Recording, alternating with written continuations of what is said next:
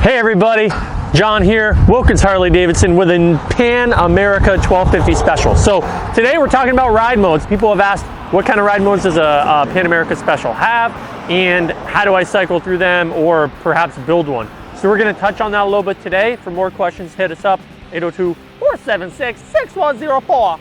Here we go.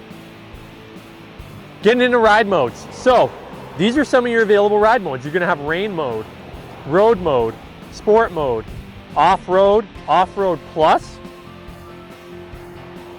You also have a custom off-road mode you can build along with two other customizable ride modes. So the check marks next to your ride mode are basically indicating whether or not you want that to be an active mode for your hand selector. So when you're riding, do you want that to be an option that you can quick select with your mode button on your handlebars? When we scroll down, a custom mode, that's where we can turn that on, we can hit our pencil, and we can build a ride mode. So you can go ahead and go in there if you wanted to. You can copy from another mode or build it from scratch. So let's say you want to copy it and then edit it. We scroll down and we determine which one we want to copy. So we want to copy an off-road mode, and now I want to edit it. So I can go into my engine map and I can select what engine map I want. Do I want sport mode, road mode, rain mode? That's going to determine kind of how aggressive that power comes on. Your engine braking, so that is pretty self-explanatory. Throttle response is how sensitive our throttle is.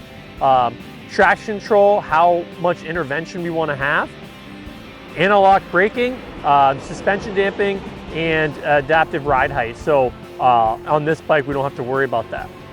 With that said, you can go in there. Now remember, especially particularly on a special, when you change ride mode, it can also change how the bike feels because it can make electronic adjustments to your suspension. So with that said, those are a few things on ride modes. If you have any questions, hit us up, 802-476-6104.